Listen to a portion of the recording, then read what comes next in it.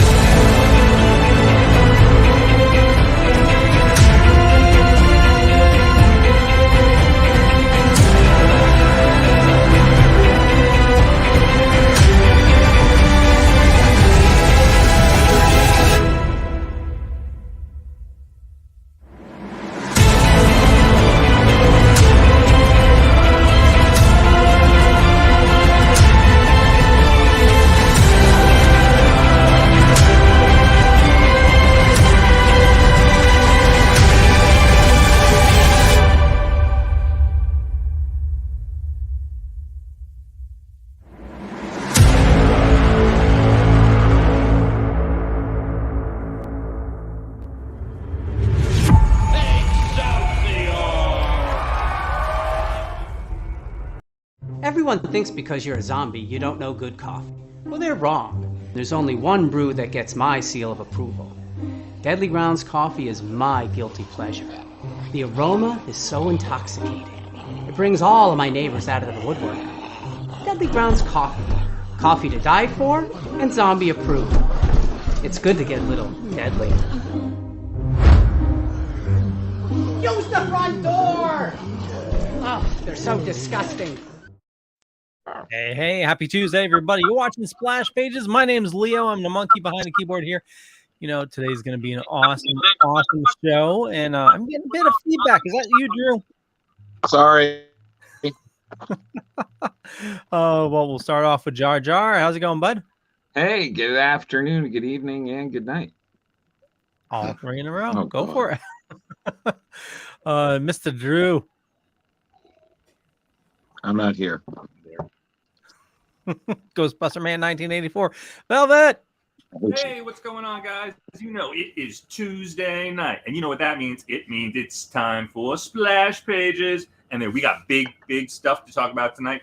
James Gunn and Mr. Saffron got some big announcements that we're going to discuss. And that's going to take a while. And, of course, there's other news, of course. Because something about a horse and of course. But anyway, and we have a great story by J.D. Demetrius and Mr. Keith Giffen that is very comical. Defenders Indefensible, which I thoroughly enjoyed. And I know one or two of the other guys might have too, but we'll see. We're going to talk about it. That's what we're going to do. And you know, nobody under 40 got that reference. He did. Totally. Did I do a reference? I don't even know what reference I did. Yeah, you did. A horse, of course. Yeah. The famous Mr. Ed. The famous Mr. Where's the peanut butter? Okay, Wilbur. Hey, Wilbur. All right. Well, listen. Keep these horses in the stables because we got a lot to go over. So I'm gonna start us off on a slightly morose note, and then I'm gonna bring it back. Okay. We unfortunately bring it up. Bring it up. Unfortunately, it's already 2023. We've experienced our first celebrity deaths. Notable, the first one being Lisa Loring, who, as many of us who remember such things, she was the original Wednesday in the 1960s Addams Family. She passed away recently, 64. Very sad. I think most of us remember, again, her adorable scene teaching Lurch how to dance back in the heyday. It's pretty funny. They got remixed a lot. She had her own solo dance that was pretty. She was bopping around, having a good old time. Too bad TikTok wasn't around back then. She might have got paid. Well, I'm sure she already got paid for doing her You think work. so? Well, I'm sure not a lot. No, back then they didn't get much.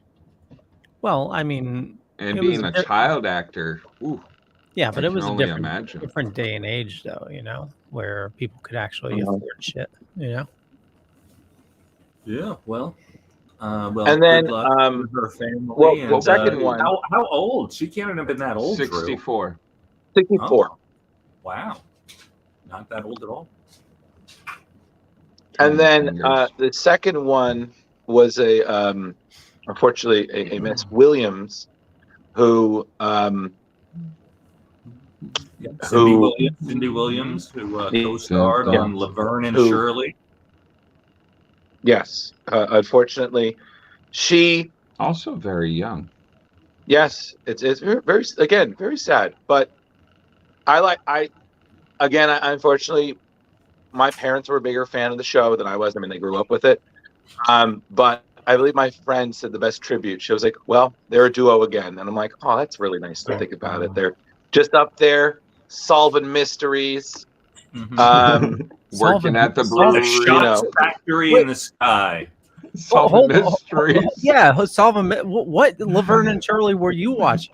They were working at the brewery, Drew. Yeah, Shamil, something Incorporated. Haas and Pfeffer Incorporated. We're gonna do it our way. We'll make it. I see none of us know the words. We're gonna make our dreams come true. Guys, just stop. Yeah. Listen, I had to do the tribute. Okay, man. so well, there is one more. That's actually hold linked to something on. that Well, before we get so, you know, go out there. You know, I don't know where it's streaming, but check out the old black and white, you know, Addams Family shows and tribute, and Laverne and Shirley. Laverne and Shirley is a friggin' classic. Oh my god, it was so good. And both those characters were often on Happy Days as well, Leah. Yes. Yeah, and Laverne and Shirley was actually a crossover from Happy Days. That's right. And they went on a double date. Isn't that more of a spin-off? Well, also Laverne went on a date with Mork. Oh yeah, Mork from Mork. Yeah, when Mork came down, he wanted to learn about girls, and obviously, who do you learn from is the Fonz. And he said, "Who can I call? Who can I call?" And then all of a sudden, Laverne comes by. You know. Yes. And for those who don't know, Mork was a show in the '70s that crossed over with Happy Days. Was played by Robin Williams. Yeah. Look at this. Leo knows nothing about the Fantastic Four, but Mork from Mork and Happy Days. Oh hell yeah! Matter of fact, Mork from Mork. Did you know that Robin Williams got that part? So Mork originated from Happy Days. And Robin Williams got that part due to the actor dropping out last minute. Oh, no kidding. The actor that was originally oh wow, I did not know that. We actually learned this from Potsy himself. Cool. Yeah, he said that the actor that was originally going to play Mork thought the part was so fucking stupid that he dropped out last minute. And I've never understood this as an actor being like, no. I you want to give me a role that pays? Yeah. No, I'm okay. Yeah. And apparently most of what Mork did on that episode was all like ad-libbed. Most of it was like him. That makes sense. Him sitting on his head, and that's Robin. Yeah. I mean, come on. Remember in Jumanji, they always said that, okay, we're going to do it as is, and then Robin, go. So, you know. Yeah, nano. And that reminds me, I remember I was watching Hank Azaria talk about his career, and then went to The Simpsons. He was talking about Mo, the bartender.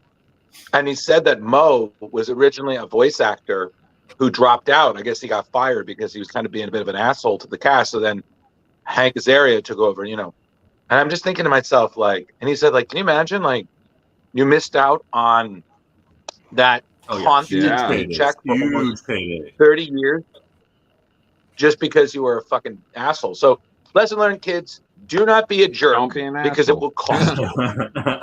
Don't be an Okay. asshole. As Val Kilmer learned this much later in life. But there is one more celebrity death that I did want to bring up. And it's funny because it ties into something, again, like I said, I wanted to thank Leo for. Annie Hershing, who played the role of Tess in The Last of Us, passed away. She was 45. She was diagnosed with cancer in 2020, but continued to act through her illness. So she was on Picard, I believe, most notably. But she also was on 24, Bosch, Timeless. But she was and Wershing didn't just provide Tessa's voice; she also did the motion capture. And she was 45, and I was like, "Wow, that's too young there." Yes. Just to make sure nobody's confused, you're referring to Tess from the video game. Yes. Tess, which from the show is, I believe, Anna Torv from Fringe. She Yes, is thank you, very, Leo. very well alive. Yeah. Mm-hmm. And to both J-Lo thank you, Leo. and Carrie. I apologize, Indeed. everyone. Indeed. Yep. Totally. Yeah. Agreed. But J-Bo says fuck cancer. That's indeed. Agreed. We all agree. Let's all bring said it that. up. Let's bring it up. So now that we've brought it down, Drew, be the master manipulator and bring us right back up. Okay. Do it. I need to thank Leo Pull a Goku. because thank you, Leo, because The Last of Us is amazing and it's so good. And I got to thank you for letting me use your subscription to watch it. You're welcome. You're welcome. It was over 9,000. And I'm sorry, I need to say this. I've never played the video game. One of my best friends, that is one of his favorites, and he had nothing but good things to say. So me and Angie checked it out. Even though I've never played the game, the show is awesome. The special effects, and I know Jeremy hasn't seen it, but Jeremy, they opted for practical special effects instead of CGI. So a lot of the monsters are real. It's just beautiful, terrifying makeup. Like, just great. And not to spoil it, but the zombie, well, I don't know, are they zombies? When he's going to infect the person in the library. Yeah, let's just call them the infected. I think that's kind of more accurate. The sprouts come out. Yeah, but Leo's like, I'm a little kitty. Great, but I'm a little kitty. We don't know what he's doing. But the clickers, thank you, Joe. But I just need to say this, like, again, kudos to Pedro.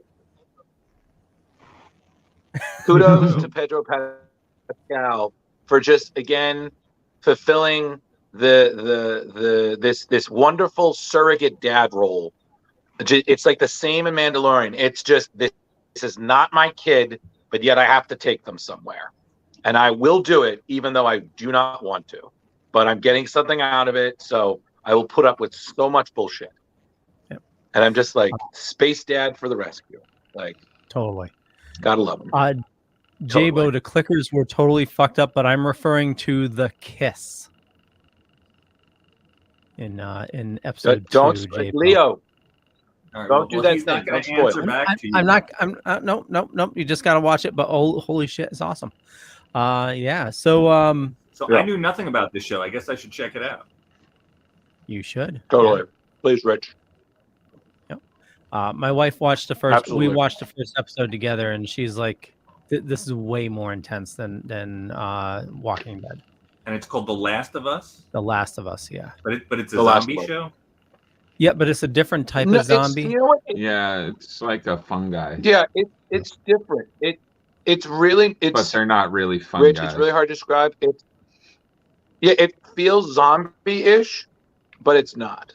It's a really interesting take on things. But yeah, the thing that's really great though, Rich, is that you can watch videos where you see scenes from the game, and then you can watch the show and you compare them. There are some scenes that are literally word from word right out of the game, and almost similar reactions. The people who made it did their homework, and just wow. Like From I a never nerd watched. level, it sounds cool. Yeah, I've never watched a game, and I'm thoroughly enjoying it. So, Rich, you don't need to know I've played anything the about game. the game to get into it. And what it's on what Max? HBO Max. Yep. All right. Yeah. All right. I heard a couple things, but just that it was good, and then the writing was decent, and I was like, all right, whatever, I'll check it out at some point. Yeah, and what's scary is actually based on reality. So the fungus that is the cause of everything is actually a real fungus that humans can do that can't to real creatures. Yeah, so what the fungus does is it actually infects the creature and slowly eats it out from the inside out. But while it's doing that, it takes control over it. So it has that it may infect others. Got it. Burns out the entity till it's out of energy. Basically, Jeremy, think of it this way. Yeah, basically, it's like body snatchers. It's like you're actually no, it's like the puppet masters. You are not you. You are the thing takes over. It kills you enough that you're technically dead, but it keeps you alive for your sole purpose of infecting others. Gotcha. So it's basically you're a mutated puppet. Yep. I mean, and again, I tell you, the special effects, like when you see them and it's the best way. Oh, you got it, man. Pedro Pascal and who else? I don't know that. Fortunately, I don't remember the name of the actress for Ellie. Anna from Fringe. The guy from what the hell? From Office, not The Office. Parks and Rec. Parks and Rec is in Parks and Rec. Episode. Nick Offerman, third episode. Oh, Nick Offerman. Okay. Yeah. Like so, him, he's pretty but funny. like I said, it's only 9 episodes, I think, Leo. Right? It's about 9, and the first one is kind of 2 in 1, so it's about an hour and something. The other ones are all under an hour, but it moves really well, and the pacing. I swear to God, when you see one of the infected, it was like that scene in Jaws where you're not expecting it, and then the shark pops out of the water. You're like, what the fuck? You don't expect it. It's like Jason popping out at the end of Friday, the Friday one. Karen says, my mother is somewhat interested in watching it, but she detests gore. Would she be okay with this? Not really. It's not, Carrie, it's not really gory. Yeah. It's very visual, you know?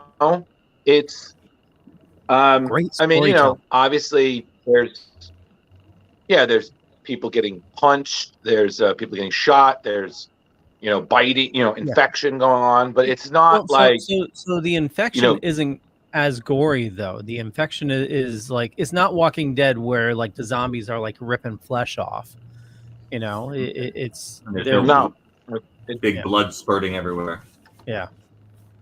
Yeah, and it's the same thing like when an infected is taken out, shot to the head. You know, just it's shot to the head. But it's very beautiful visually. But fungus. Just saying, anyone who hasn't watched it, please do yourself a favor, find the time. It's already renewed for a second season as well. Nice. Yeah. So I was wondering. You know, there are second seasons.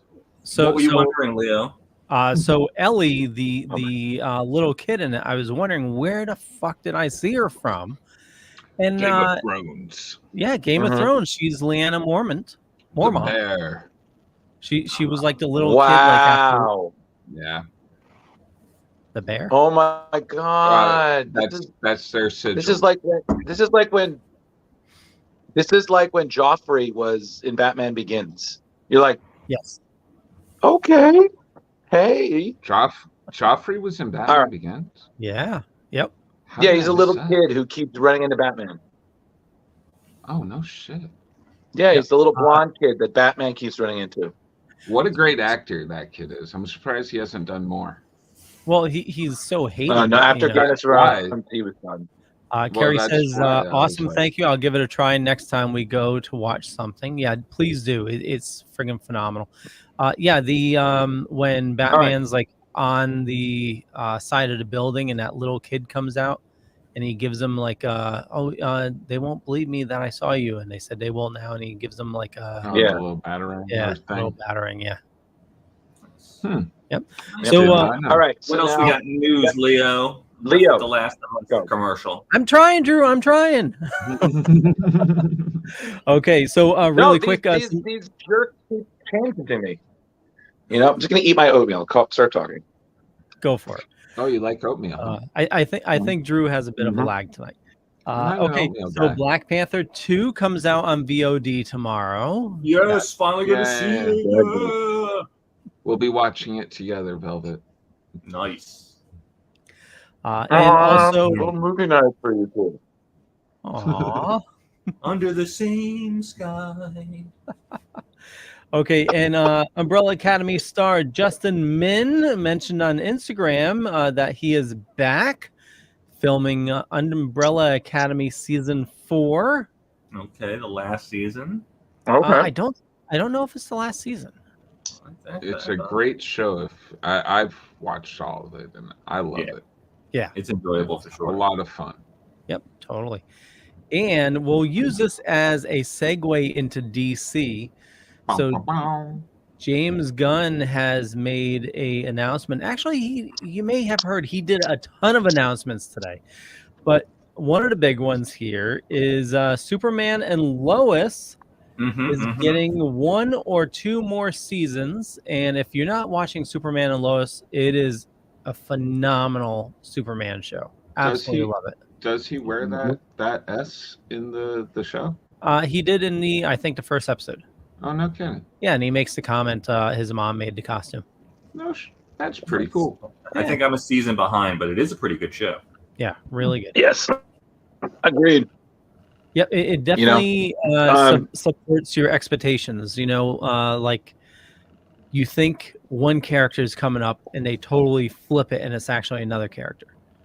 You know, so I really like his portrayal of Superman too. I think he does a great job.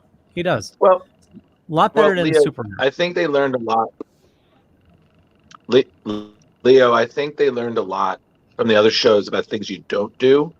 So I think, they kind of like it helps that it's in his own little universe. So it's like, okay, we don't have to worry about an intercompany crossover. We can just kind of do our thing, build our world, and I think it's really helped. And, they did their multiverse stuff, they had their unique villains and things. I was like, okay, cool, man. Like, now, Leo, you're up to date on that show right now? And Rich, I agree with you. Thank you. Leo, you're up to date on that show right now? I am. Rich, yes. I agree with you. What's that, Drew? And Rich, I agree with you. I agree with you. He is a great Superman. Yeah, he really is. Leo, since you are up to date, I know they brought in a new son. Have you seen him yet? How is he doing? The new guy. He is. I don't believe the show's back yet with him in it. Oh, okay. So he's going to be for next season. No, he's going to be in the season that is about to start, I think. Okay, so the previous son finished off the last season that you watched. Yeah. Yep. Okay, got it. Thank you. Yeah, and that was a shock of him leaving. Yes, Drew. There was one nerd news that I wanted to share that I thought was really cool that I forgot we didn't mention last week. Yes. Before we get to the James Gunn stuff, which I'm very excited about, there is one thing. So the DC writer Tom Taylor has announced what his new project will be, and this was somewhat revealed in his, I think it was like Nightwing issue 100 or 150. Like he had a really big milestone issue recently with Nightwing, and he's revealed that the next project that he's going to be working on with artist Nicholas Scott. I mean, this guy has done he did Deceased. He did Injustice. He did Marvel's Dark Ages. Now he's been doing Nightwing. He's moving on to his next project, which will be the Teen Titans. So Tom Taylor has announced that he's going to be doing Teen Titans, and it's going to be the classic team. So Raven, Beast Boy, Donna Troy, Starfire, Wally West, aka Flash. I personally, just the image alone, that I do believe now with the big change that the Titans Tower will now be in Bloodhaven, which is a big change. Because again, Titans Tower is always in New York, so now it's in Bloodhaven. So that's gonna be pretty cool. So I don't know how you guys feel about that. Personally, Tom Taylor's won my respect, and I'm very excited where he's going to go with this. So. Not on that exactly, but what I'm excited to see is that I know the comics and the shows and the movies are all supposed to have a connection now.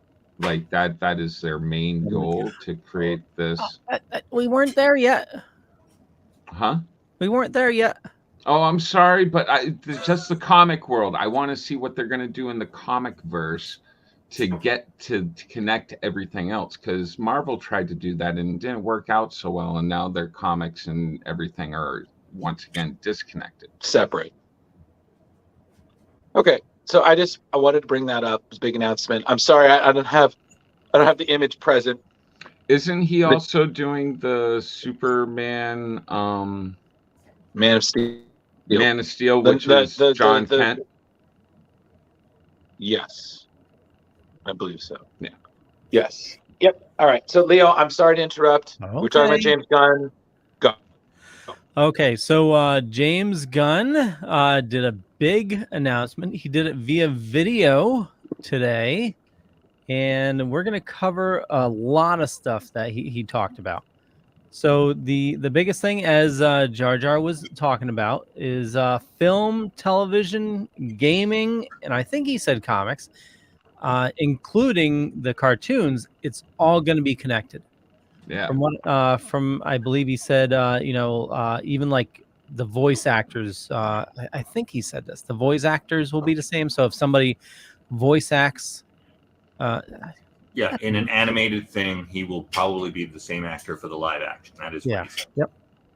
And and I like the way that he explained that the Matt Reeves Batman, that the Joker Part 2, and Teen Titans Go are all now going to be considered Elseworlds. So that will not be regular continuity. Yes. That will be their own separate things.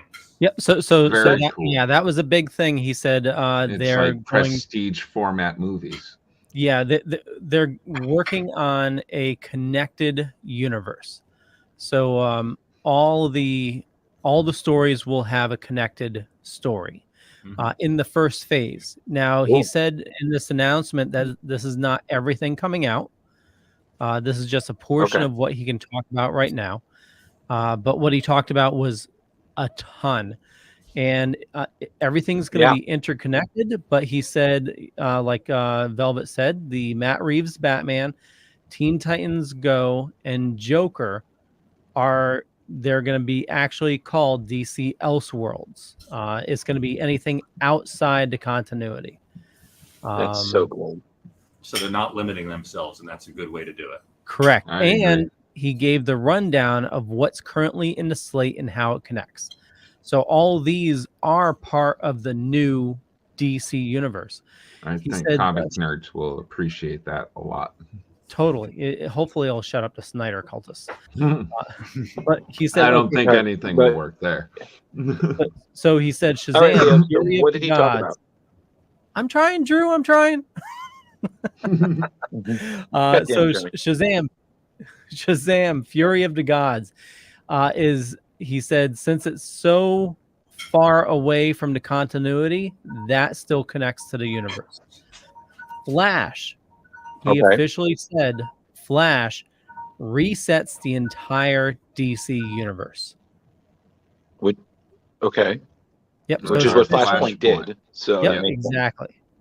And then we're going into Blue Beetle, which he said is connected, and Aquaman 2. Now he said Aquaman 2 is going to lead into the next phase of projects.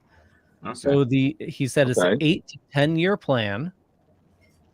The first phase is going to be called what was it?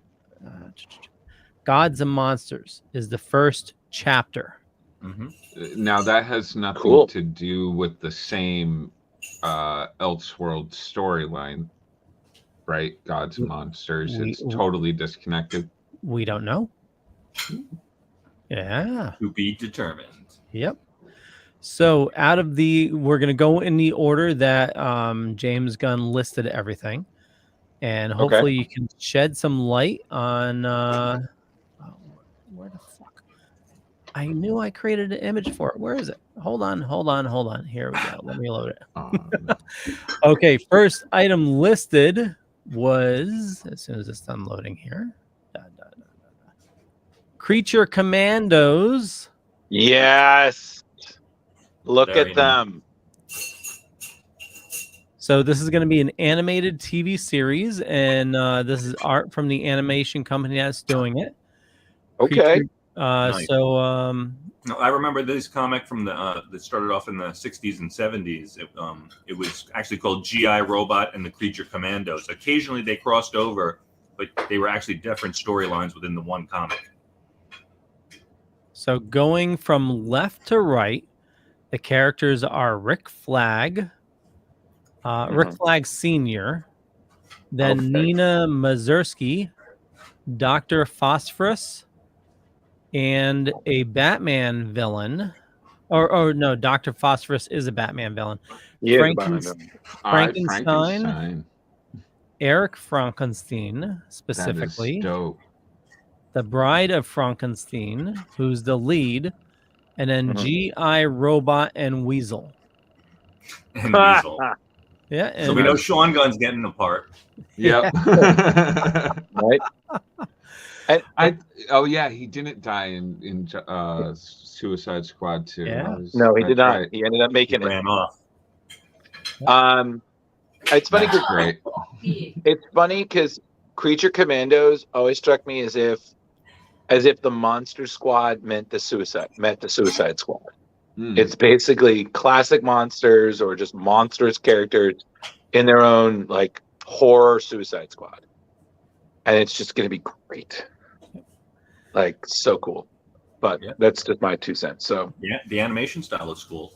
Yeah, it definitely does. That's what I always worry about with these animated films and shows. If you do the wrong kind of animation style, it'll take me completely out of it. Yeah, it fucks up your perception. And Leo, I don't know if it's written there, but I thought I heard on his announcement that he wrote the whole series as well. Oh, no kidding. Let's see. That's going to be good. That'll be kind of like his Guardians of the Galaxy for the DC universe. Well, hold on. He said, he wrote the entire series already. Yeah, so I heard that correctly. Nice. Yep. Cool. Go Velvet. So the next one, I don't know how I feel about it. Okay. But the next one is Waller. I'm happy about this. I think this will be able to introduce a lot of D-listers into, like, we're going to get all sorts of villains and anti-heroes. Yeah, and Leo. Okay, Leo, why are you hesitant about it? Well, yeah, did you not like her in the Suicide Squad and in Peacemaker? Did you not like her involvement? She's too mean. Leo. Okay, hold on. Rich, do you want to take this one or that's what her character is, Leo. She's that I apologize, I do not know the actress's name, but she does a phenomenal job as Amanda Waller. Viola Davis? Thank you, Viola Davis. She's a phenomenal actress. Yeah, I totally agree with that. She does a great job. She is portraying the DC character of Amanda Waller like nobody I've ever seen. Yeah. And some of the animated have done a good job, but she does a really great job. And as I was saying behind the scenes, you had jumped away. This is going to placate because we're going to get a little bit of Peacemaker in this. And he has not yet written season 2 of Peacemaker. So this will at least give us a little taste to hold us through till he finally does season 2. Peacemaker was so good. Now, Leo, the thing we have to remember is that Amanda Waller, I mean, she was nicknamed the Wall. You know what I mean? She is an uncompromising, like, coveted strategist. She will win no matter what. And I agree with Jeremy. Like, her, you know, especially if we're picking up where we left off at the end of Peacemaker, you know what I mean? She's kind of like a disgraced government asset. So, you know, this, I agree with Jeremy, this could be another great way to introduce a lot of I don't want to say forgotten, but yes, forgotten. This is what James Gunn does. He did the research. He knows the characters. He wants to give these characters a shot, which is, excuse me, this is what DC should have been doing from the get-go instead of putting their eggs in one Justice League basket. Dude, the excitement that Kite Man in Harley Quinn evoked, it should have taught them right away. It should have been like, my God, this is what the fans really want. Yeah, I think that series definitely good point, Jeremy. Kite Man's origin story, oh my God, it's so heartbreaking. It really is. Hell yeah. Have any of you guys checked out the... Oh, I'm sorry. No, we're still on James Gunn. Yep. So real I almost sidetracked us. Yeah, Carrie says, how is she not one of the most terrible humans in the DC universe? And she says, I'm with Leo. But she was going to kill kids, you know? because But even Lex Batman Luthor keeps her around. Even Batman's like, she is a necessity. No. She has shit on him. Yeah, she's often threatened Batman. Oh yeah, what's do we know this shit? Because like I'm trying to figure out his identity. Yeah, so in who doesn't at this point? In the original Suicide Squad, she mentions his nightly activities. Yeah.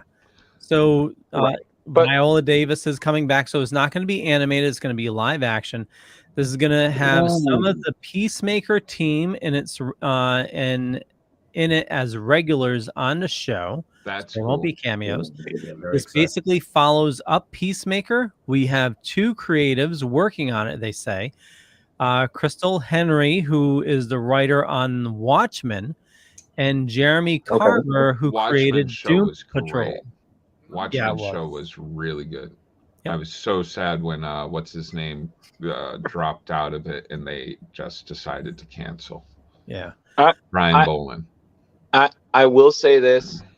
I am sad to hear the recent news that both Titans and Doom Patrol, they're going to be in their last seasons, but I'm glad that they'll be able to end. You know what I mean? They had good runs too.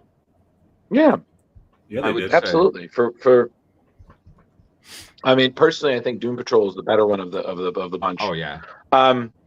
But one you know, it's just nice when a project is allowed to end on its own terms. So that's me.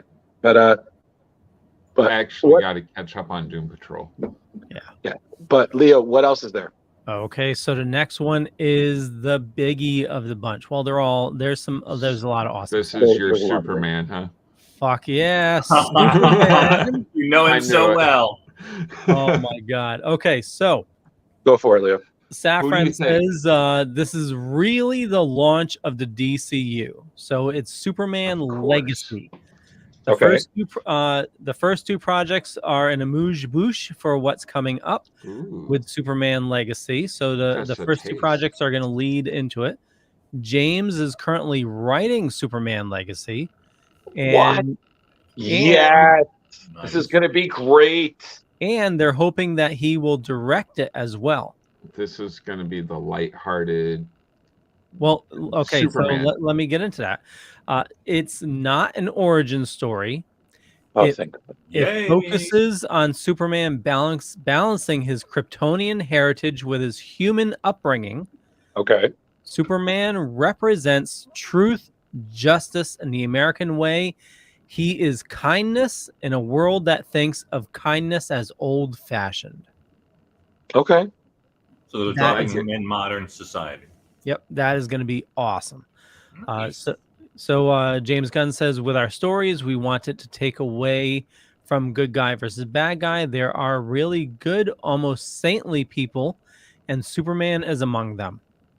There are really terrible villains like Gorilla Grodd, the Joker, and then there's everybody in between them. So there are all these shades of gray, which will allow us to tell complex stories. And the release date is July 11th, 2025. Well, we'll still be here for that. Yeah. So, Okay. so they, so this is the launch of the DC universe, the interconnected. And the picture they did put up was All-Star Superman, which, if you haven't read it, is a phenomenal. Thank you. It is. Yep. Wow. That's just, I mean, listen, my feelings about Superman notwithstanding, that's very exciting. Yeah. So, all right. Next. Yep. I know everybody's going to be excited for this. Where the fuck? I know I made a picture for it. Hold on. I'm wicked excited for this. Hey, Velvet, can we make a swear jar anytime Leo curses? Because I feel like having a rough night tonight. Serious, that's 2, man. I can't find it. I'll just do a screenshot. Lanterns.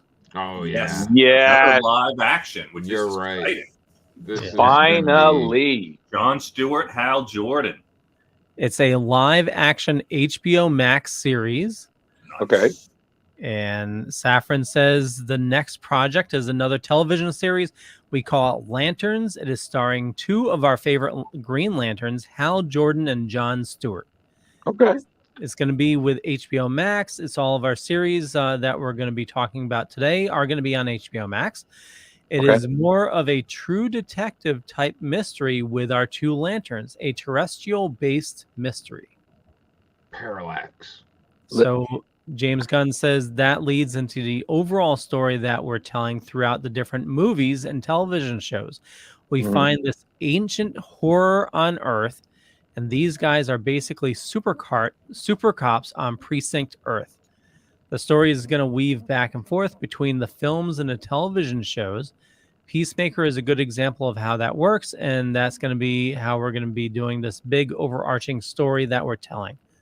Great. So Gods and Monsters is the overall storyline, and this is where, so it sounds like, Superman is going to be like the little water before your meal, just to wash. It also sounds like it also sounds like this isn't just the introduction of our heroes, but this is going to introduce all of our villains as well for the next however many years. Probably not all of them, but at least like this is probably going to be like the Thanos, sitting on a chair type of thing, Well, and on top of it, Leo, both Green Lanterns have quite an impressive individual rogues gallery. I mean, they both fought like, mutual foes like Sinestro, but like Jon Stewart had Fatality, Hal Jordan had Hector Hammond.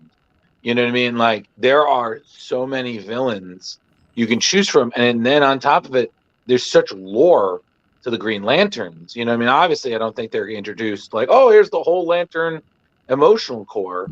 But that would be crazy. But at the same time, you know what I mean? Like they've fought ancient villains like this before. So it's going to be very exciting, whether it's like you said, maybe it's someone who we know about, we've finally seen for the first time, or maybe it's a different villain who will become a Green Lantern villain, And Drew, interesting enough, since, they're very careful the way they word these announcements. So the fact that he mentioned that it's going to be like space cops, like if they really treated them like they were cops, like it was a cop show, but with like Green Lantern rings. Yeah. And then, super bad guys, that could be kind of badass. Yeah, having them call into the core and being like, get reamed out. You know what? Well, have any of you watched True Detective? Yes, I watched the first season. Yeah, It's same good. here. The first season was so friggin' good. You know what? I kind of imagined when you say like the whole thing. I was like, this is like Lethal Weapon, with Green Lantern rings. There you go. That's what I just saw. Like I'm just seeing, Jon Stewart, just Danny Glover roll like, I'm too old for this shit. And just Hal Jordan is just the rigs. It's fucking crazy. Maverick. You want to You jump? know what I mean? You want to jump? Let's jump. See, I was thinking more Yeah, SVU, exactly. and Ice-T was Hal Jordan. I mean, Jon Stewart. No, you're right. He's like, going down low. And Christopher Maloney. Yeah, exactly. Listen, it's gonna be great. Tom, they have not said yet. It's just been announced today. Ryan Reynolds. There it is. That'd be hilarious. Okay, It's so Ryan Reynolds redemption. next He's on the on the phone right list. now. James, come on! I could do it this time. Okay, so this is another huge one. Well, they're all big, but They're I know all you big. guys are gonna love this. The Authority. Oh man. Yo, I'm So- sorry, So good. dude. Listen to this. James Gunn says, okay, so this is going to be a live action movie. What? Okay. He says, Yes. James Gunn Sorry. says, this is one of my real passion projects. He's been working real hard on it with the writers, and they're starting to put together the entire story. Mhm. He said, this is a big movie. I don't know how many of you are familiar with Authority. They're Wildstorm characters. Wildstorm was a comics imprint that was bought by DC that he really loves. We're Mhm. moving a lot of these Wildstorm characters into the DCU. The Authority is a very different kind of superhero story. They're basically good intention, but they think that the world is completely broken. And the only way to fix it is to take things up in their own hands. Whether that means killing people, destroying heads of state, changing governments, basically whatever they want to do to make the world better. We'll see how that journey goes for them. They are morally gray characters in our DCU, of which these are. Yes. And they love to think the ends justify the means, and they're the ones that decide what the right ends are. This is gonna Yes. be, as they said, this is going to be a huge movie. The undertaking of making it a live action movie. Mhm. Wow. I mean, Wow. listen, you're like, this is the first. I mean, we've seen these characters. I mean, they became a part of the DC universe. We've really seen, Midnighter and Apollo pop up, and most recently Grifter, Zealot, and basically the Wildcats have started popping up again. But now, like, live action, like, it's a big move. But I mean, look what James. Drew, Look for what those that James don't did know, with, can you give us a little Wildstorm character quick synopsis? I mean, essentially, Wildstorm essentially could be seen as kind of like a DC Elseworld.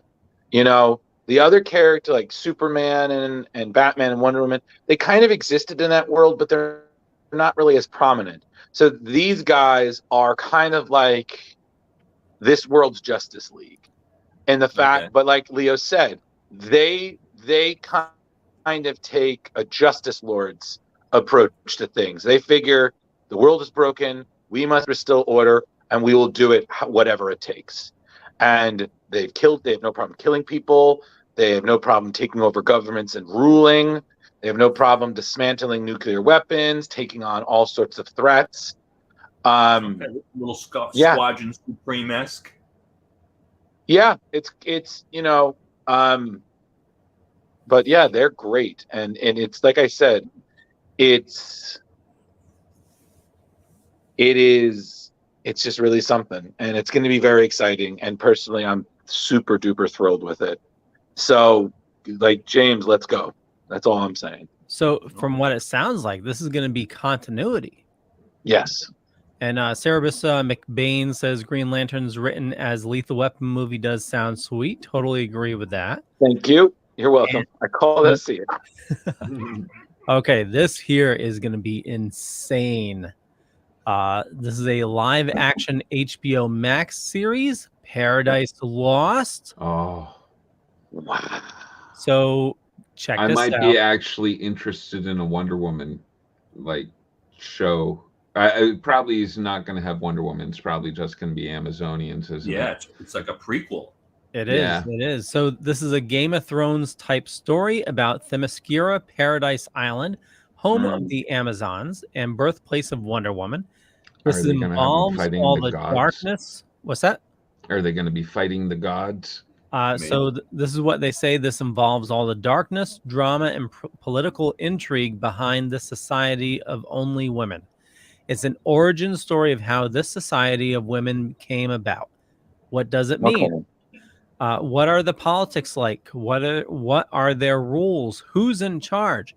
What are the games that they play with each other to get to the top? He thinks it's really exciting. The events really take place before Diana's birth. And like I said in the beginning, it's a Game of Thrones type story. Sounds And awesome. I imagine all of you watch Game of Thrones. Of course. No? Well, yeah, but Velvet? I mean, this could be. I don't Why know. not? This could be good.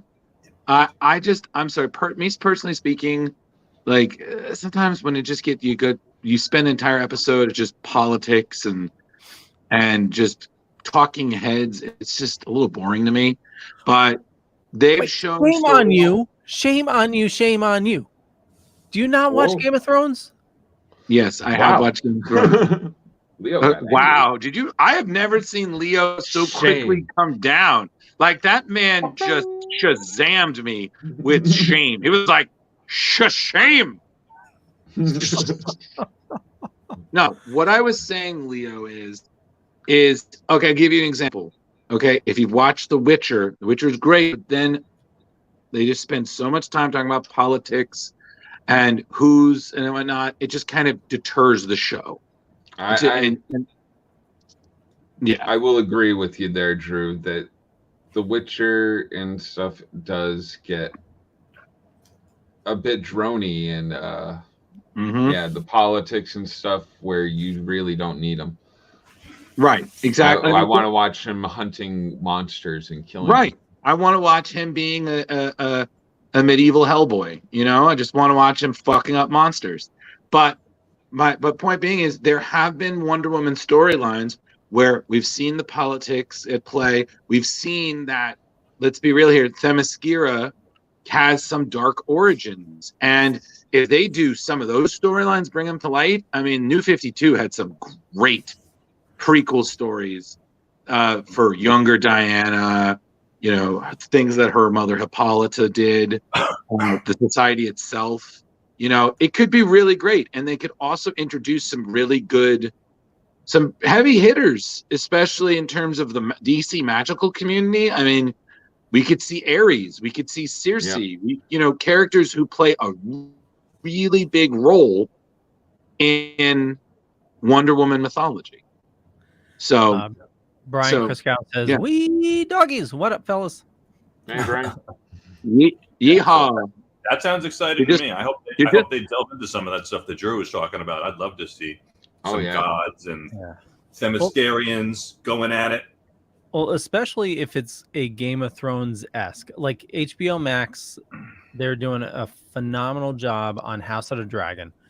And I would imagine they realize they fucked up Game of Thrones. You're taking one of the best stories ever written and absolutely destroyed it. You know, you went like 8 seasons and then threw it into the shitter.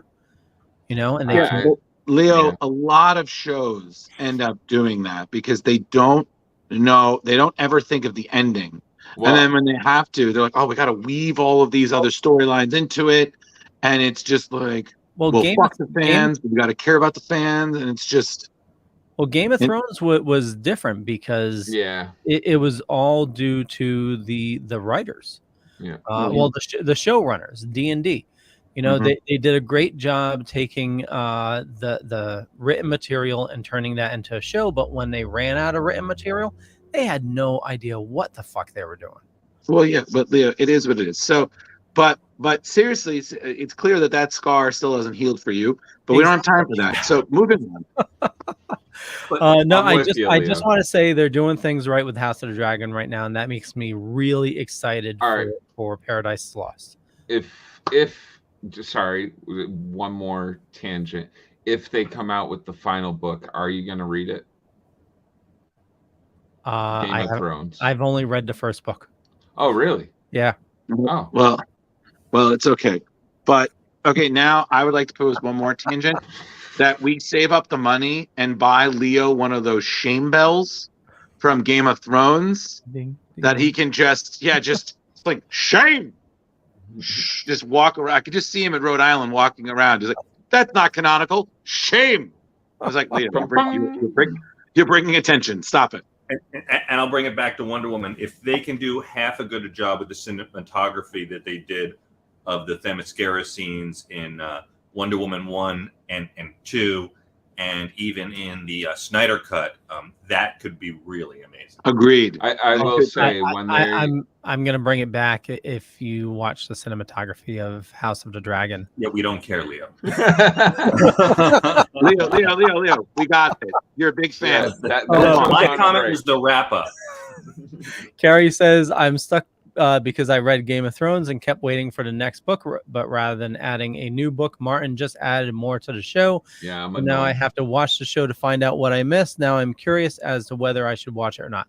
Carrie, don't watch it. Yeah. Don't watch it. Just skip ahead, go to House of the Dragon, and start there. See, I've watched the game. Never mind. Actually, let's go on. What else does James Gunn have to say, Leo? Okay, live. Thank you. I'm getting better at it. Shame. Here we go. Live action movie. Brave and Bold. Yes. Oh my God, I'm so happy. Oh. Okay. Yes. What is it? What is it? Tell us. Okay, so now we're actually taking this from the actual press release. So all what we're saying here is directly from Safran and Gunn. So they're saying this is the introduction of the DCU's Batman. It is not Robert Pattinson. It is not Ben Affleck. We're working with Robert on the Batman Part 2 with Matt Reeves. And we're working with Ben Affleck, who has been a part of our team trying to bring things together. And he really wants to direct one of our projects. We're excited for him to do that. Cool. This is a story of Damian Wayne, who's Batman's actual son that he didn't know existed for the first 8 years of his life. He was raised as a little murderer and assassin. And James Gunn says it's his favorite Robin. It's based on the Grant Morrison comic run. Okay. And he says that's which one of his favorite Batman runs. And they're putting it all together now. Safran says this is going to be going to feature other members of the extended Bat family just because we feel like they've been left out of the Batman stories in the theater for far too long. I think I also in the announcement he also said this also is Talia al Ghul is a major factor in this as well. Okay, so now because we now know who James's favorite is. Briefly, let's go around quickly. Who's your favorite Robin? Starting with Leo. Go. Oh, totally, Damian. Okay, Rich. Same. Original fleshed into Nightwing. I'm gonna go with what Rich said, especially now that I've been reading Nightwing. God, Dick Grayson you cannot argue. But I'm also going to say my second, even though Leo, we can acknowledge this, he's a little shit. Damian is great. Yeah. Oh, yeah. He's such an asshole. And Brian says, I'm excited to see Elliot Page's Superman. That's not happening. Not happening. I don't really think that, yeah. Damian is he is a little shit, but his new series is awesome. And I've been hearing great things about the new Tim Drake series as well. Yes. Well, but Tim Drake had a great series back in the 90s. That was with Chuck Dixon and Tom Lyle. You know, I mean, that was great. And then to credit to to Rich, Chuck also wrote 70 issues of Nightwing back in the 90s. So, I mean, but also we can't. All the Robins are great. Let's just fuck the competition. Every one of them is great. You've got fans of Nightwing, Red Hood,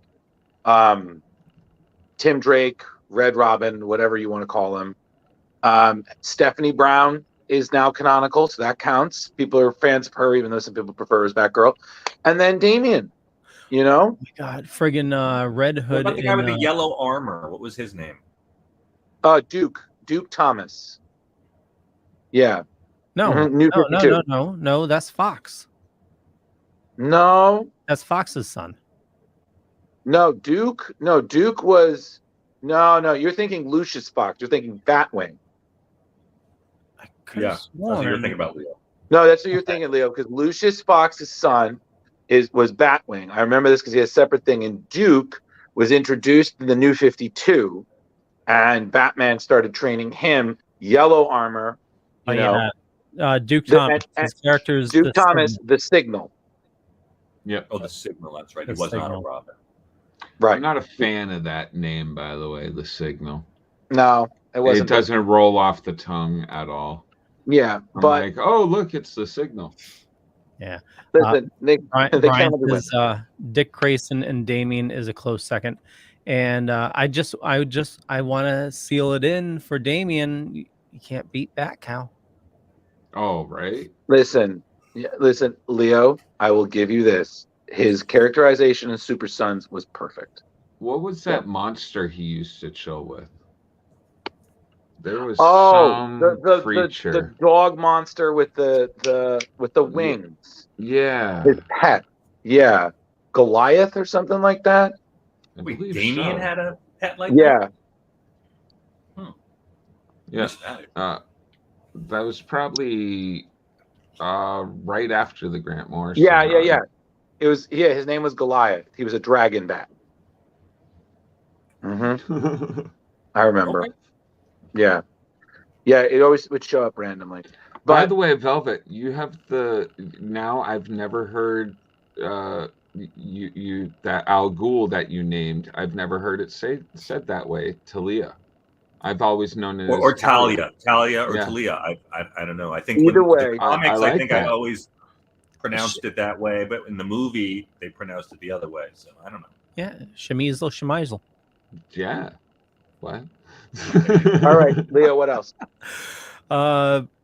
Booster Gold. Yeah. Yes. Yeah. Product endorsements. So this is going to be a live action HBO Max series. Now this one I think is going to be an easy write. Booster Gold writes itself. So Saffron says it's a total fan favorite, as you know. A loser from the future who uses his basic future technology to come back to today to pretend to be a superhero. And Gunn says, I think of it basically as a story of a superhero's imposter syndrome, how to deal with that. It's about how he tries to use this future technology to be loved by the people of today and what is really at the base of that. It's a character story that's going to be very different type of show. And we're talking to an actor about it now. Ooh. Cool. Oh. Well, his whole thing is fame and fortune. So yeah, shenanigans. Hell yeah, should be interesting. Listen, all I'm just saying is for me. Okay, yes, I want to see who they choose to be Booster Gold, but then I'm like, where's Skeets? I mean, your Booster's got to have his sidekick, Skeets. That would be awesome.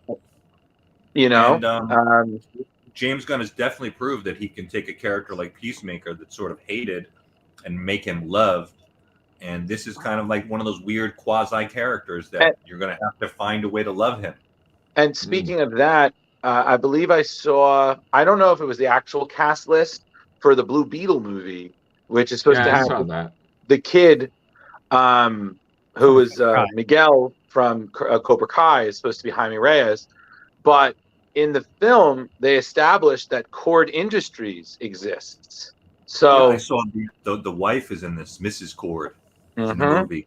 And Right. also, Guillermo from What We Do in the Shadows is also in the movie. Oh, no kidding. I saw that too, and I'm very happy. Yeah, So- I am too. Again, Like that actor. so much. But Leo, keep going, because Well, we'll last still have item. time for the book. We do. And we still need to talk. I don't know if we'll cover new comics tonight, but I also want to cover a couple toys real quick. So this is the last item on the list. Go for it. Supergirl.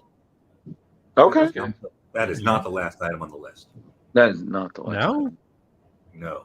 There's a lot. Oh, no. Yeah, you're right. There is one other thing. Okay. So Supergirl is going to be a live action movie. And Okay. Gunn says this is going to be based off the Tom King wonderful comic. Tom Okay. has Not read been it. one of the architects of this entire situation. Cool. He's been one of the guys in the room with us, along with 4 or 5 other writers. And James Gunn says he just loves his take on these characters. He just turns them slightly to be something very unique. And the story, we have Superman, who is sent to Earth and raised by incredibly loving parents. But Kara was on Krypton. She was on a piece of Krypton that had drifted away from the planet, and she lived there. She lived there on that little chunk for the first 14 years of her life in a horrible situation where she watched everyone around her die. So she's much harsher and more fucked up Supergirl than you've been used to thus far. Okay. Interesting. And that image you put up, that art was spectacular and different. I don't know who did that. But Kind of reminds me of Colleen Duran. yeah, it's got a nice ethereal quality to it. Yeah. Yeah, but I will say this with Tom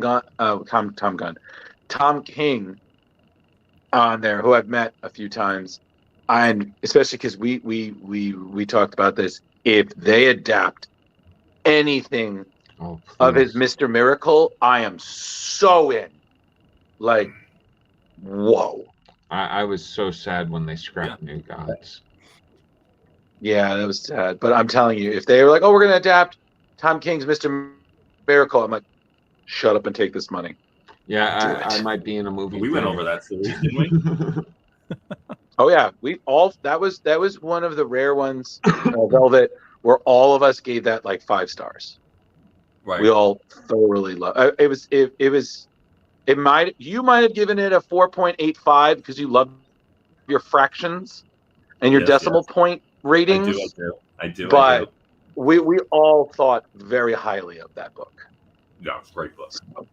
Yeah. But Leo, is there any other news? There is. So remember, the storyline of this first phase is gods and monsters. Mm-hmm. So the next item on the list is a live action movie. Yes. Swamp Thing. Yeah. Yeah. Alec Holland, baby.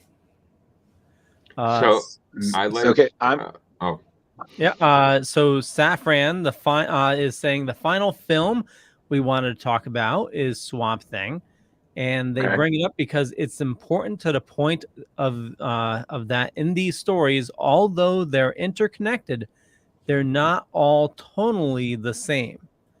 Each set of filmmakers bring their own aesthetic to these films, and the fun is seeing how these totally different works mash up in the future. This film that will investigate the dark origins of Swamp Thing, and Gunn is saying we are actually developing a few other things as well, but for one reason or another, we can't say them. This is the first batch of stuff, but there are a couple of surprises to come.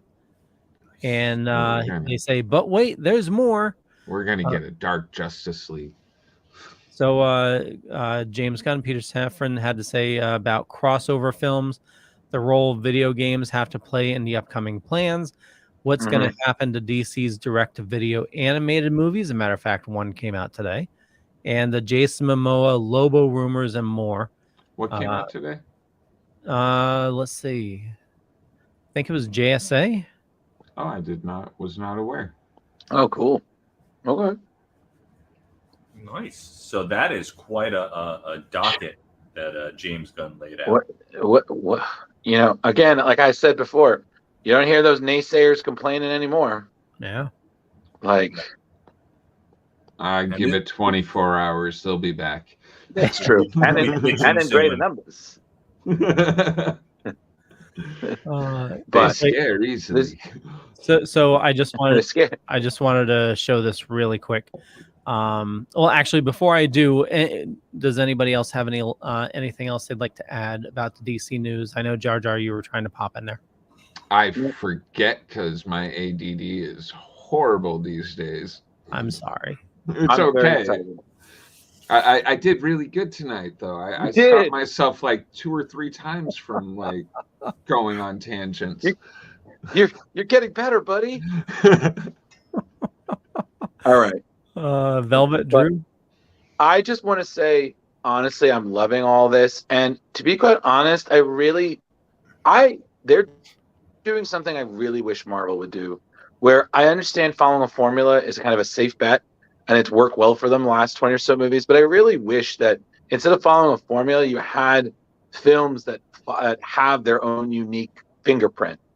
You know, kind of like how Guardians is very much it's an MCU movie, yes, but it's really very much a James Gunn movie. You know what I mean? And I really kind of wish, or maybe hope, that the MCU might do a little bit more of that and take more risks in that regard, because I feel like they'd get a Marvel universe that's a bit more what fans want, instead of everything's great because we made jokes and everything ends well. It's happy. Yeah. Comics are happy. Nothing bad happens here. I'm like, yes. Well, keep in mind what Zafran said, when he took over DC, that he believes Marvel is going to reboot itself in like 10 years. You're going to get, you're just going to get a Marvel burnout. I think we're getting close to that, I think that the prediction is, Leo, that after Secret Avengers, the universe is going to implode and they get to recast everybody and start all over. Yeah. Rich, you mean Secret Wars? Yeah. Yes. What did I say? Secret Avengers. Oh yeah. Avengers Secret Wars. Thank you. Okay. Sorry. Thank you. Yeah. I mean, well, you look back with Marvel, this Phase 4, everything's been pretty much meh, Well, it says Drew says it's formula. It's the same movie, different characters. Yeah, and I need to also say this. Way to make us feel old, because you just said Phase 4, and my brain is like, I remember seeing the first Iron Man back in 2008, and I'm just thinking, so young back then. Yeah, I'm just thinking. You look at all those actors, even from the first Avengers movies, how much they've aged since. Oh yeah. Mm-hmm. So I mean, Chris Evans looked like a young boy for Captain America during the first Captain America film. Yeah, first Avenger. Yeah. Yep. But I don't. Just that's my 2 cents. Otherwise, I'm very excited, and I'm really interested to see where they go with this.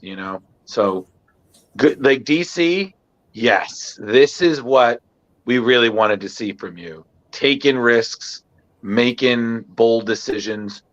Go for it. Yeah.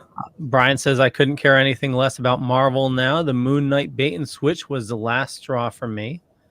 And I'll say, like I always say, Leo, it's these. At one time, we only saw these in comics, and now they're on TV. So, dude, even if it's not storylines, and I apologize, Brian, if you're one of those kind of guys that it has to be like the comic. I don't need that. I just need to see my characters fleshed out cinematically. I just want new gods, damn it.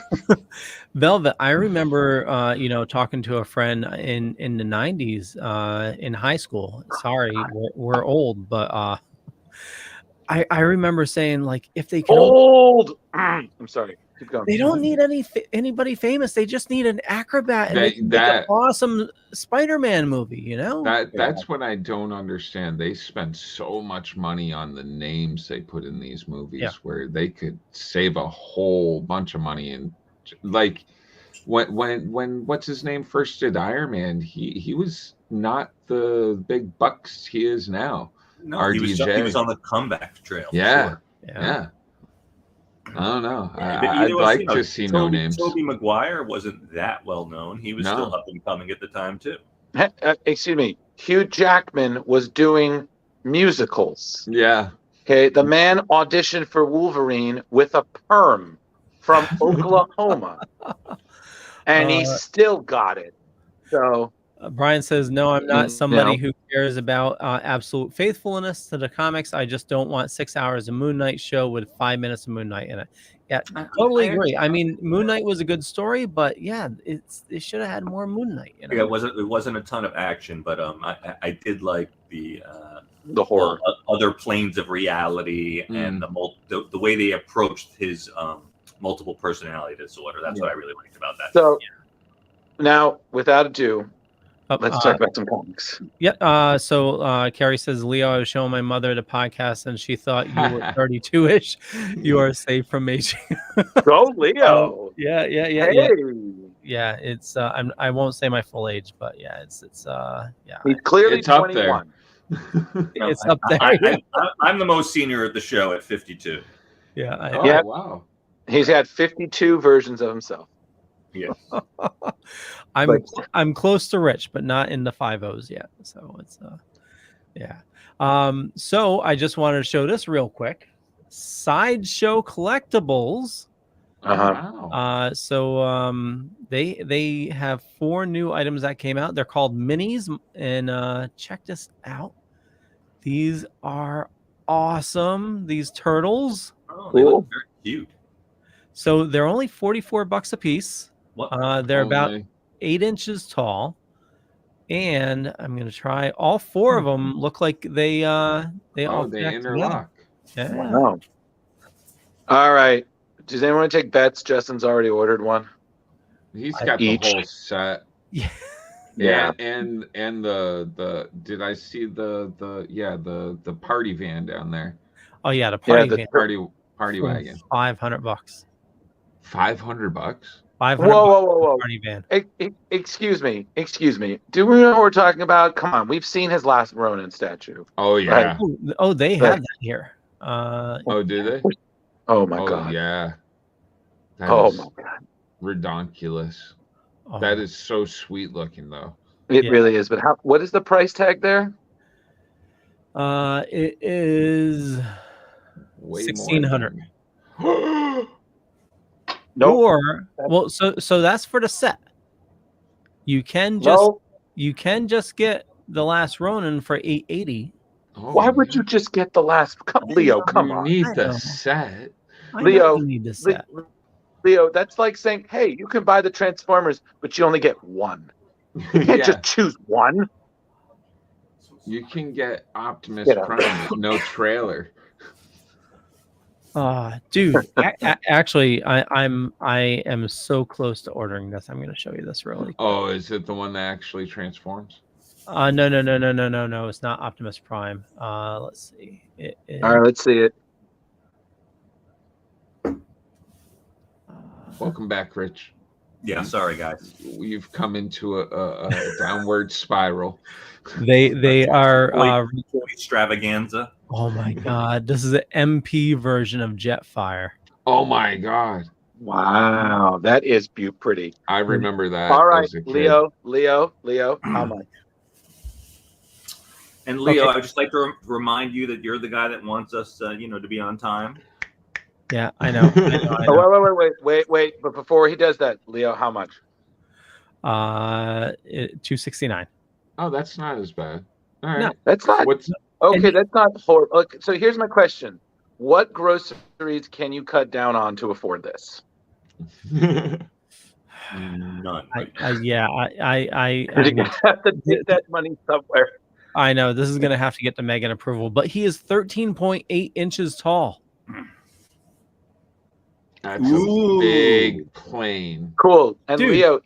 Leo, and he can keep you company while you sleep on the couch. If you're not going to by the wife.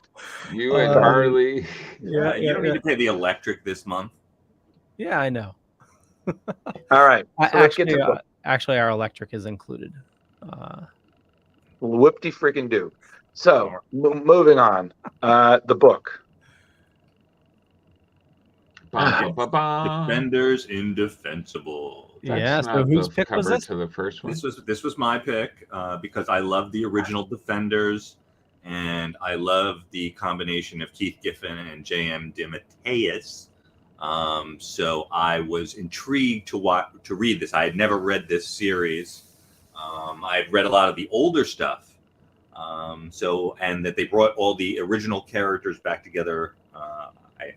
I couldn't resist, and I enjoyed it. And it did not it did not mess up my expectations at all. The comedy was fantastic. Oh yeah, the interaction between the characters is really interesting, and again stays true to the original comic. And so I don't know. We could have done with a slightly different Silver Surfer, or maybe less of the way that they portrayed him. But it was still kind of funny and interesting what they did. I love what they did with Silver Surfer. Did you? Yeah. Yeah. Well, you love everything. I really thought Silver Surfer was going to be the save the day character of this whole story. So did I. I'm like reading through. I'm like, what? Well, hold on. Are you serious? This is what he does. Who would like to give a synopsis? Rich. He recommended the book. I don't have my synopsis here ready at the fingertips here, Leo. So if you have it in front of you, I think you're the one. Well, okay, I'm trying to find one right now. Dormammu. Do it. Yeah, I'll do it. So, all right, Drew's waving. Okay, Drew, go for it. I'll do it. All right, so hold on a second. Welcome, true believers. The tale of the Defenders. Essentially, everybody. How this book goes is that you have the original Defenders united once again when Dr. Stephen Strange realizes his old foe Dormammu is up to no good, especially with the help of his sister. He has to get the Defenders back together, but the best part is the Defenders do not like each other. This is why nobody remembers the Defenders, because all the original members are actually not friends. They're just, we are roped together. I don't like you. I don't like you. I don't like you. I don't like you. So despite their disdain for each other, I mean, come on. They have to band together to stop Dormammu from accomplishing his goal of not only defeating Doctor Strange, but also essentially rewriting reality as we know it to be underneath his flame-covered thumb. Hilarity ensues. Universe is created and miscreated. A lot of pop culture references. You got the great Kevin Maguire providing the artwork for it. You got J.M. DeMatteis and Keith Giffen with the dialogue. This is just 5 issues of pure, silly, ridiculous fun. There's so much in each issue. It's great. It's hilarious. And it's just a simple, fun read. So just do it. Pick this up. Read it. Done. That was good, Drew. Bravo. Nice. Thank you. Now, well executed. Now, in my mind, when this is all happening, I'm sitting there thinking, I'm like, all right, Dormammu has come in, taken away our universe, and created a whole new universe. Yeah. And these are the only people that actually know about it. Like, I'm sitting there going through, I'm like, this is continuity. Like, Spider-Man has no idea what's going on here. Like, everybody is gone. They've been destroyed. And they don't know. This is like worse than the snap. Well, and on top of it, the thing that's really great is you realize that Dormammu let that knowledge remain because he wanted to torture them with it. Yeah. You know, and that's just my favorite thing is this to me felt like it was a book that not only was calling out like these call to arms, like, okay, we'll just get together and do this every once in a while. Like, this kind of poked fun at that Marvel-ness. And also, this kind of showed that a lot of Marvel villains, they don't really think about what they're going to do once they win. Yeah. Like, Dormammu won. He really finally beat Stephen Strange but he couldn't help himself. He almost, in some way, he. It's kind of like how in the DC universe, how the Joker is obsessed with defeating Batman. So if somebody even gets close to doing himself, it's such an insult to him because it's like, how dare you take away what is mine? Yeah. Like Dormammu hates Stephen Strange. You know, he's been beat all this time. He finally has the one up to do it, and he does it. And he's like, fuck, like I got what I wanted. So he can't help himself by, okay, but I really didn't get to kill Stephen Strange. And now I'm going to. But again, it's that ego. It's that. Right. He could have just wished him to out validate of himself. like everybody else, but he could have just been gone. I'm going to torture him the old-fashioned way. Well, it's the same thing. It's the same thing with Edward Nygma. It's not as much that he outsmarts with his riddles, but he's got to let people know these are my riddles. It's all ego, you know. Yeah. And the back and forth and the snark between Umar and Dormammu is just Dormammu. But okay, I need to say, my God, some of the insults thrown back and forth between Namor and the Hulk were. Namor is the biggest dick in all of Marvel. well, it's he probably. Well, no offense, Jeremy. It's probably the swimsuit that makes it look bigger. Thank you, Leo. But the one thing that I was a little sad at is when we had our Dormammu verse. I wanted to see more of these twisted, evil-looking Marvel heroes. Like I agree. Their version of Spider-Man or Daredevil, or like their unholy Avengers. I was like, yo, these look fucking great. Like, wow. Like even this evil Doctor Strange, which looks kind of like a mix between Doctor Strange and Baron Mordo a little. Mm-hmm. Thing looked fucked up. Thing looked crazy. Oh yeah, that too. But seriously, the Hulk being Umar's just used as a sex puppet. Yeah, her sex puppet, that was too funny. Oh, speaking of that, I was like, oh my God, she drained him. Yeah, she did.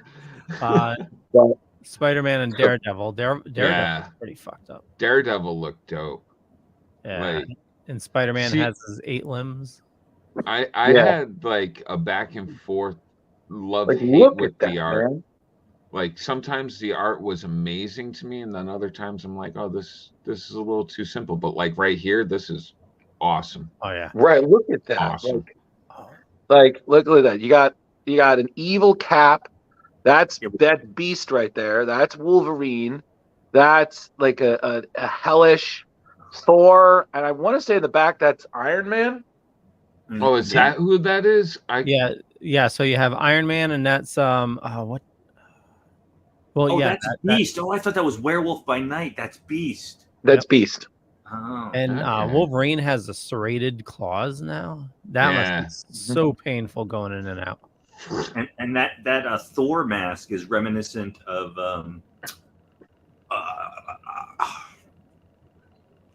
there's an IDW Thor series. Oh yeah, it's very similar to that. Sorry, right. No, that's fine. But no, but this was great. And again, you know what I liked is it again 5 issues. You didn't need 12.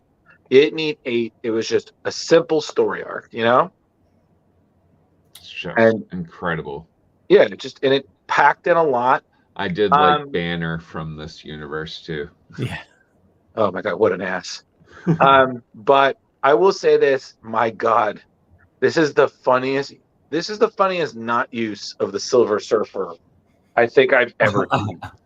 I'm telling you, like every second I'm just like, all right, at some point he's gonna snap out of it. Like even right here, I was like, oh no, that's Iceman.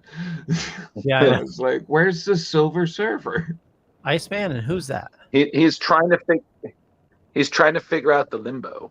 Is that supposed to be Falcon? Archangel? Falcon. Oh, Falcon. Oh, okay. I don't know. But yeah, and at the very end, when Steven and Banner are going to go have a beer and talk about what happened with Umar. Yeah. And then, my God, I mean, even at the end, the Silver Surfer realizing all these surfers are just idiots. Just like you. His flies should have let Galactus eat him. Yeah. Carrie, wow. Carrie says, I read it all today. I was dying laughing. Great selection. And there you go. One of our guys top are fans hardcore. gave you a thumbs up, Rich. Yeah. And Tom says the artwork looks amazing. And Carrie says Dormammu World Banner looks like a Garbage Pail Kid. Oh my God, he totally does. And he behaves like one too. Except I see that movie. Oh, that movie is so bad it's good. But you know, what's funny because again, I know we're constantly searching for another voiceover read. I was like, man, this would have been great, but I do not want to put somebody through 5 comic issues of this. Yeah, that is a lot.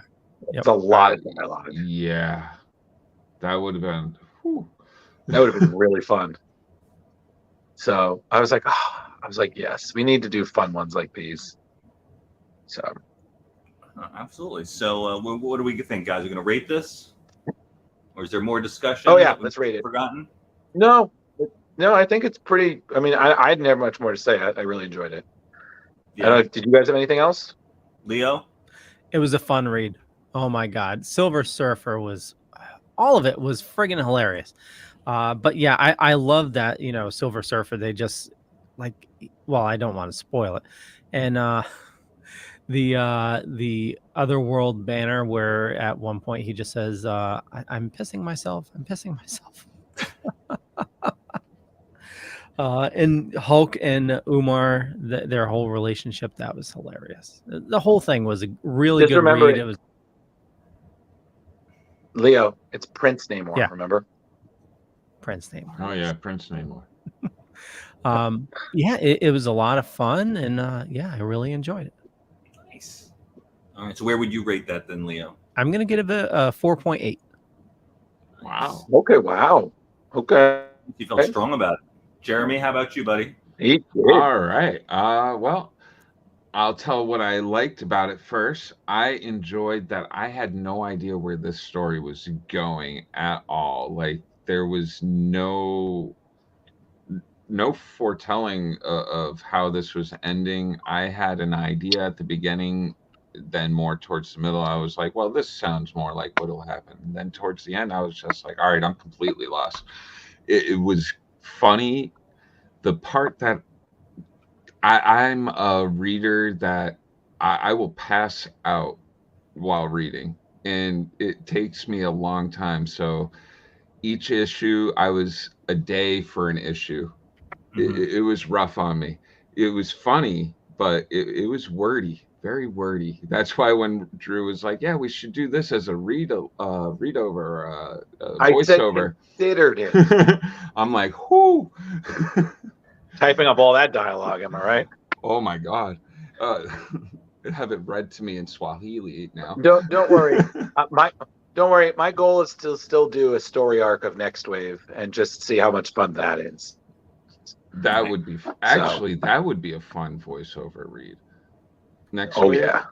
But in ranking, I would say I'm gonna give it a solid 4. The artwork, back and forth, I was taken in sometimes, was like, oh my God, this is incredible. Then again with the Silver Surfer, I'm like kind of weak.